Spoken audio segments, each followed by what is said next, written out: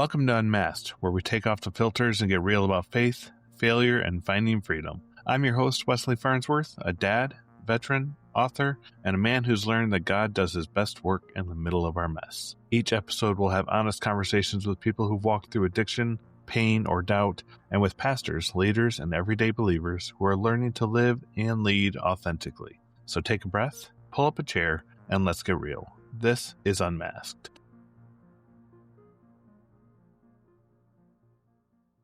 Today on Unmasked, I'm honored to sit down with someone whose life defies every limitation spoken over him. Dorsey was born in 1977 with Apert Syndrome, a condition involving craniofacial differences and fused fingers and toes.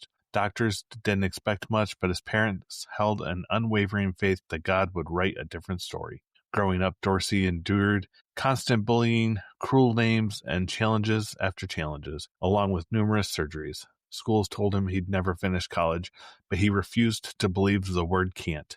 Through determination, hard work, and what he calls a divine intervention, he earned an associate's degree, transferred to the University of Valley Forge, and ultimately graduated with a bachelor's in youth ministry. Today, Dorsey lives with the belief that with God's help, all things are possible, and his life is a testament to that truth. His story is one of faith, perseverance, and overcoming the odds, an underdog story that inspires everyone who hears it.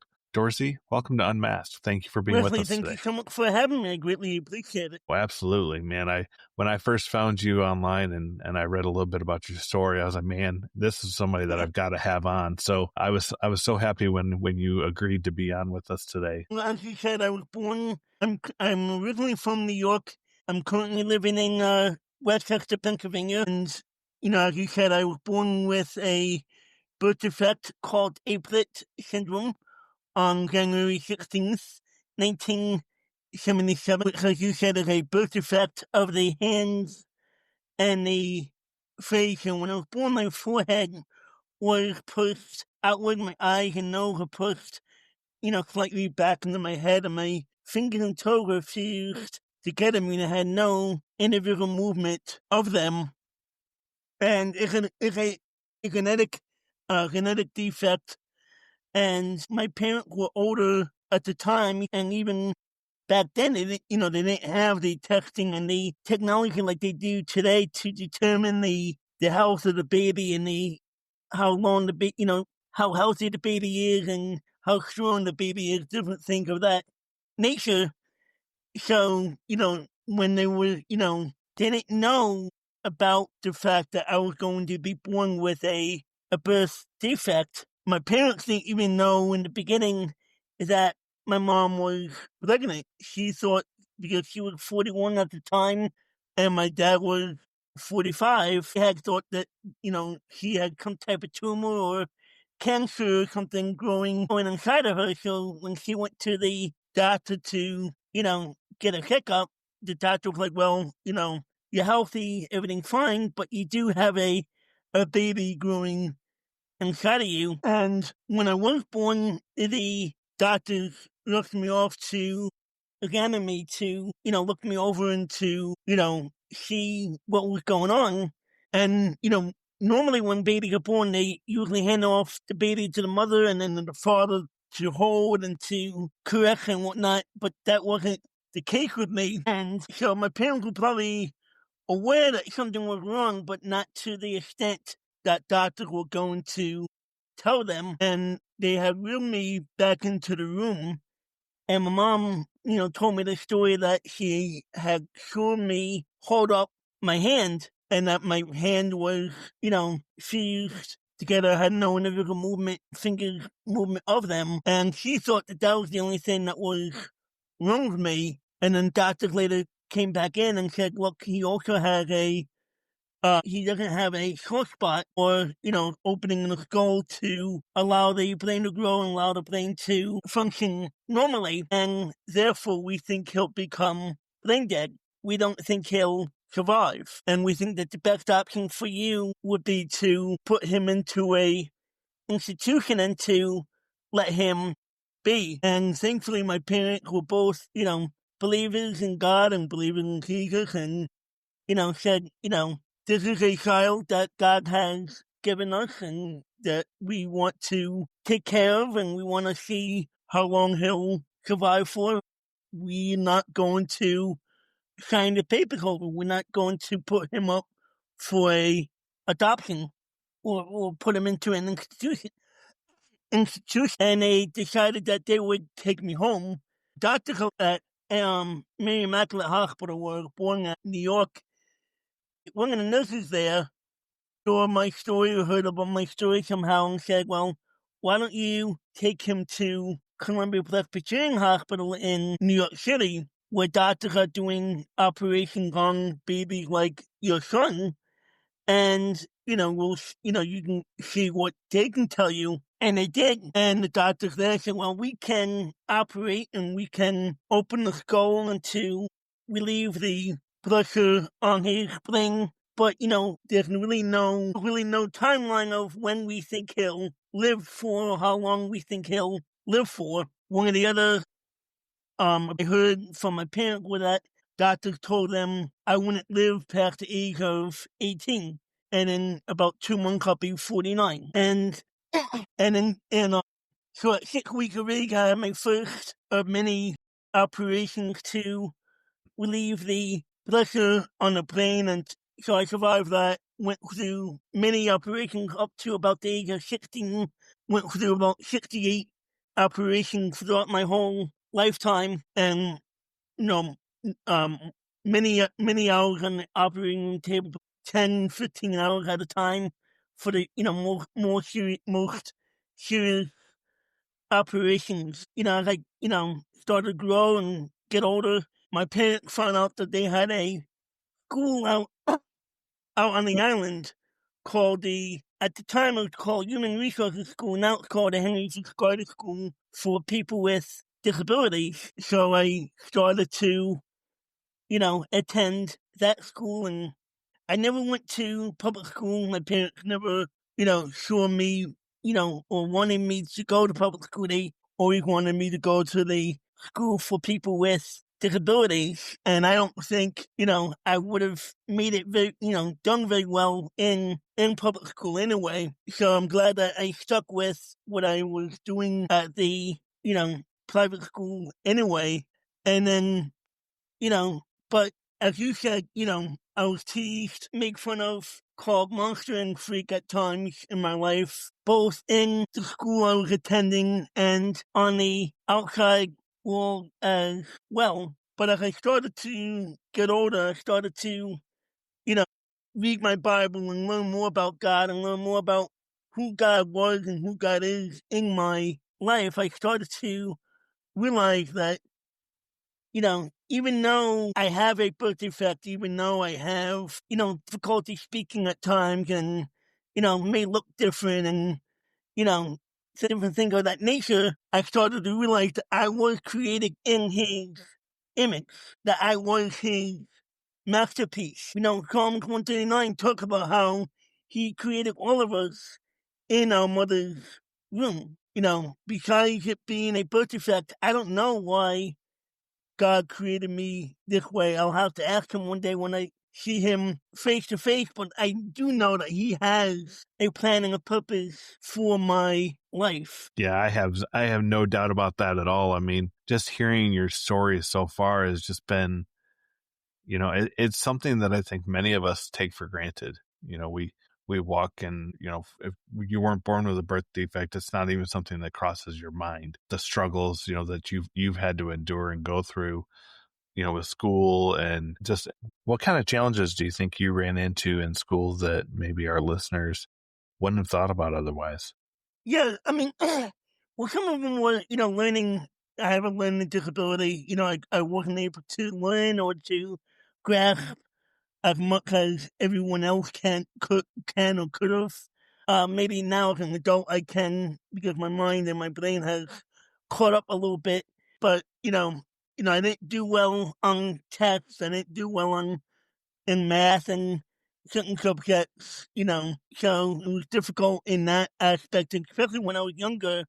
I had to have a homeschool teacher come to my house while I was out of school to help me to keep up with what I was learning and what the teachers were teaching in the classroom because I was missing out on so much of the schooling at the time. So it was nice that they had that option as well. Well, I would have been, maybe even a little further even behind than I was at the time. And, so as I got older, I started to think, as we all do, we start to think about, what is it that we want to do as an adult? What is it that we want to do, for life, for, God, for, whatnot. And there was a couple of things I thought about. I thought about maybe doing nursing or going back and doing, helping, doing something with computers and technology and things of that nature. And throughout my teenage years, I was always part of a youth group at my home church in New York, and they were always, the youth in that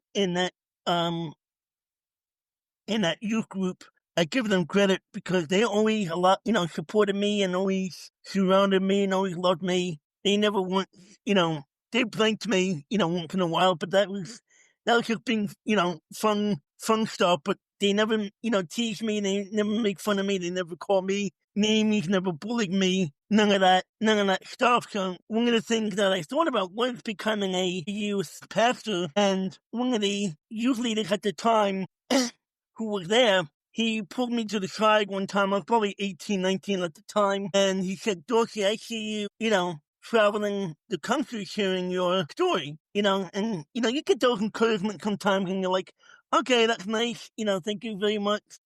I appreciate that compliment. That's just not what I saw for myself at the time. And, even, and so I started to get ready to graduate high school. I had to have a meeting to determine, what I would do. Where would I go on to college? Would I be able to do, get a job and things of that nature? And the high school history teacher who was there, along with my mom, the people had asked him, do you think that Dorsey will be able to make it in college? And he said, no, I don't think that Dorsey will be able to make it in college. I don't think he has the ability to make it in college.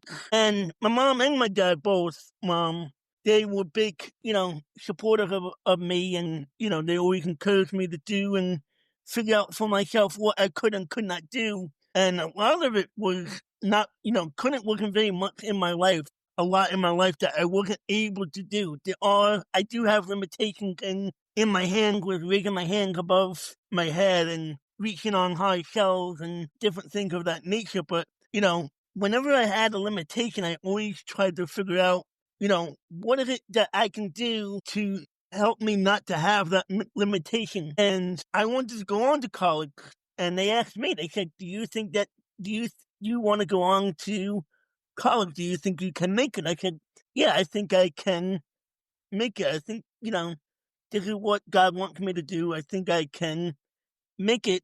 And then they asked my mom, and she said, if he thinks he can make it, he will. And a few weeks later, before I went on to community college, my first stint in college, I had asked my mom, how long do you think it will take me to finish college? And she said, I don't care if it takes you 10 years as long as you finish. And so she wasn't that far off with that timeline, because it took me 4 years in a 2-year community college to get my first associate's degree, and then it took me an additional 5 years in a 4-year Bible college to get my bachelor's degree, along with another associate's degree.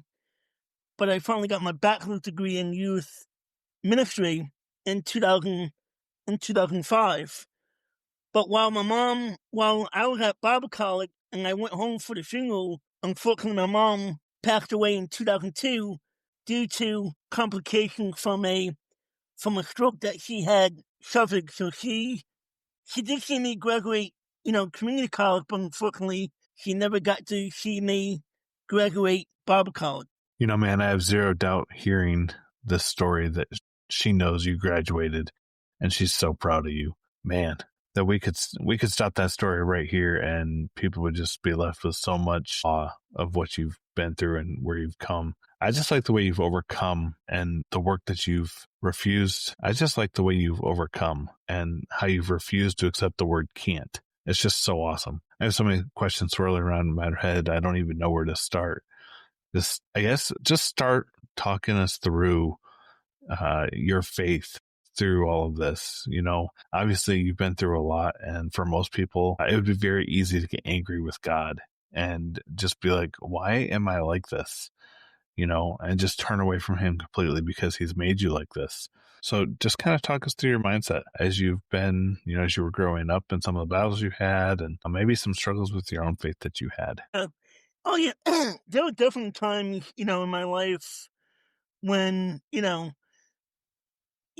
talk about the angel on one side and then the demon on the other shoulder, and I definitely had that in my mind going on at times. And there were times when, I thought about the fact of, thankfully I never had anything in my hand. I never took anything, swallowed anything, none of that stuff. But I thought about the fact of ending my life. Would it be worth it to end my life? And, it was definitely my faith that played a big part of not doing it. Because I remember, just hearing, not God's audible voice, but just hearing his spirit and reading his word and his, reminding me that, hey, I have something greater in store for your life. Don't give up. People may see you this way, but I see you as my masterpiece, as someone that I created in my own image. And that's how I, got over it. I talked to my parents, I talked to, probably friends of mine, maybe, past about it, and, we just walked through it, and, just encouragement of knowing that, he has me right where he wanted me to be, and to keep fighting and to keep going and keep, to keep pushing forward. Even when I was younger, with all the operations and all the surgeries, my mom and I would, play together before the operations, and, I'll be so nervous and so upset at times to even have to come into the operating room with me. And even, I remember one time she was holding the mask over my face to, put me to sleep because the doctor was doing other things. And, we were singing the old hymn, because he lives. And the chorus in that song says, because he lives, I can face tomorrow. Because he lives, all fear is gone. Because I know he holds the future. Life is worth the living just because he lives. And that's one thing I needed to remind myself. Life is worth the living because he lives, because Christ lives, because Christ is in heaven, waiting for us. We need to keep living. We need to keep moving forward with our life. We can't end our own life. In your, in your introduction, I mentioned that you have this belief that with God, all things are possible. And you have obviously shown us that with your story about your education and work and school and everything that you have gone through. So bring us to the present. Talk about the things that you're going through now. What's life like for Dorsey in the present? Well, my dad, who was 94 years old, passed away passed away on November 4th in 2025. So he passed away, 13 days ago. And, I'm sure there are some people out there, wondering, except for Bible college, Dorsey never lived on his own. Dorsey never, without a parent, taking care of him or helping him or supplying for his needs and whatnot. How's Dorsey going to take care of himself? But, we know that, my God will supply all my needs. My God will take care of me when I need him. I need him all the time, but God will take care of me. Well, I'm not worried about living on my own because I know that God has me and that God has me right where he wants me to be. Yeah. I love that. I think back as you were sitting here talking and sharing your story, that comment you mentioned when you were talking about being in youth group and the youth pastor saying, Dorsey, I can see you traveling the country and sharing your story. I just love that. But I can tell you right now that while you may not be traveling the country, you are traveling the world just by doing podcasts like this and sharing your story with everybody. You're absolutely doing that. And I know you've done that before, and I think you're going to continue doing that. And I just love how this has come full circle and you're now sharing your story again with a larger audience. Wesley, it's funny. It's not funny, but it's interesting you bring it up because we haven't discussed that yet. And I never did become a youth pastor. It's just doors never opened up for me to walk into that. I went on interviews. I went on, like I said, I went on interviews, spoke with pastors, and every time I went on interview, they would say no, we're not interested, whatnot. And I started to get frustrated. I started wondering, God, you told me to go to Bible college. You told me to, you called me into the ministry. What am I missing? What am I not getting right now? So after Bible college, I came home and I went, started attending another church where I knew people, and the pastor there started to have a outreach event called Summerfest, and they, were asking people to, share their story about their life. So I went up to the pastor, hey, you want me to share my story? I'll be willing to do it. And I did. And during that time, I just felt another prompting of the Holy Spirit in my heart say to me, send this video out, send a letter out to churches, or call churches, and see what I will do with it. And that was in June of 2007 that I started. And from June of 2007 till, a couple of years ago, because of COVID and everything shut down. But all that time, for about 15 years, I was traveling around in my story all across the country. Man, I love that. So awesome. One of the things that I think people struggle with, and I'll be honest, there's times where I struggle with that too. I've been there, as of today, and this recording, I've been unemployed for just over 8 months, and God is telling me, just trust me.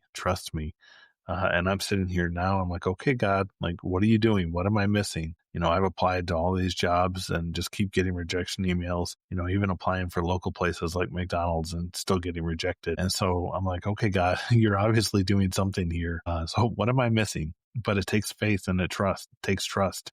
And we don't always see what he's doing in the moment. And when he's done, then we go, so that's what you were doing. And so I can just kind of see that playing out in your life here where, God is like, just trust me. I had you go to school for a reason, had you go to Bible school, get your degree for a reason. And, you mentioned you had to stop traveling and due to COVID and speaking. And so now here we are just a couple of years past COVID, quote unquote. And things are starting to change. The world is opening back up, or the world has opened back up. And so tell us a little bit about what life is like for you now. What does God have you doing now with everything opening back up? And so, yeah, fill us in. Love.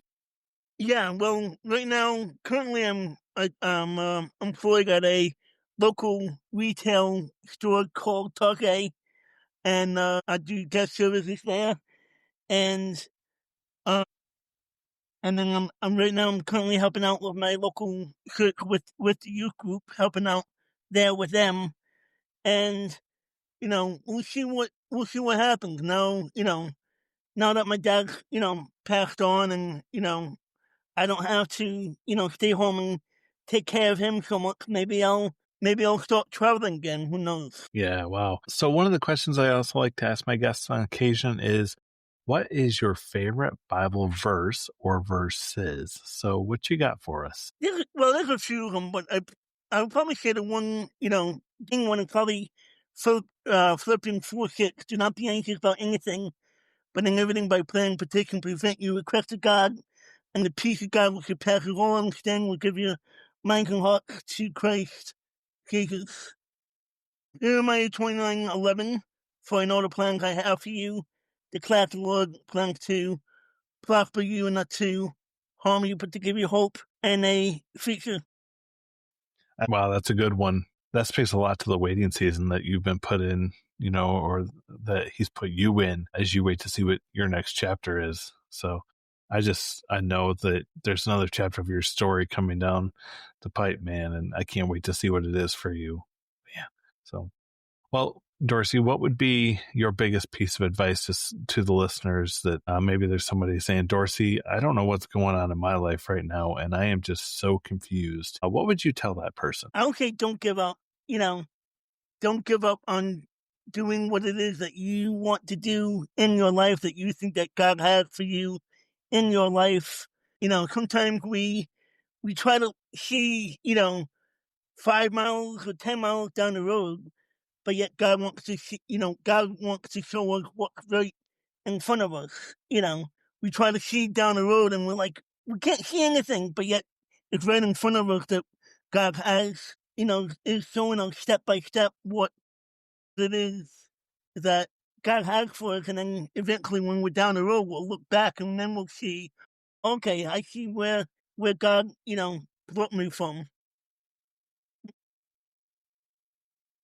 Yeah, earlier you talked about your youth group and how the kids accepted you and treated you like one of them and poked fun at you, but not in a mean way, but in an including way. So how accepted or how important would you say being accepted was to you and your faith and really impacting who you are today? Yeah, I mean, it's a possibility, that if I walked into that youth group and, they didn't treat me, like you're saying, normal, that, I could have walked out and, maybe even walked away from God and said, God, even your people are not treating me, the way that you're taught, the way you're telling them to treat other people. You're not treating me the way that you're, to love on me, to care for me, to, encourage me, to support me, but yet doing exactly the opposite of what the world does. Why would I want to be? Why would I want to, go to that church or go to any church if that's how, the people of God are going to treat me? But thankfully, they didn't do that. They did love on me. They did support me, both the youth and the adults in that church treated me with love and grace and mercy. That's awesome. Yeah, I think that it just is one of those things that I think should remind us all that, when we see people out and about that may look different than you, don't just write them off. Don't judge a book by its cover. You don't know the background. You don't know the story. I would probably be happy about that and be like, yes. So the chances of us doing that are probably pretty slim. And I get that. But, that's always out there. Amen. Thank you, Wesley, for having me. Dorsey, thank you so much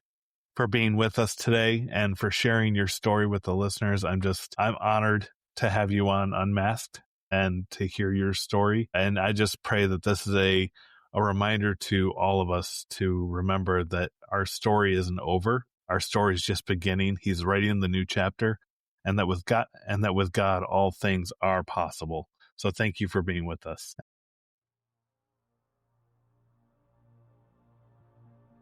Well, thank you for joining me today on Unmasked. If this episode encouraged you, would you take a moment to follow, rate, and share it with somebody who you think could benefit from hearing it? For more encouragement and information on me and having me speak at your church or events or my coaching services, visit wesleyfarnsworth.com. And don't forget to connect with me on social media. Until next time, remember that grace is greater than your past, and freedom begins when we live unmasked. God bless you.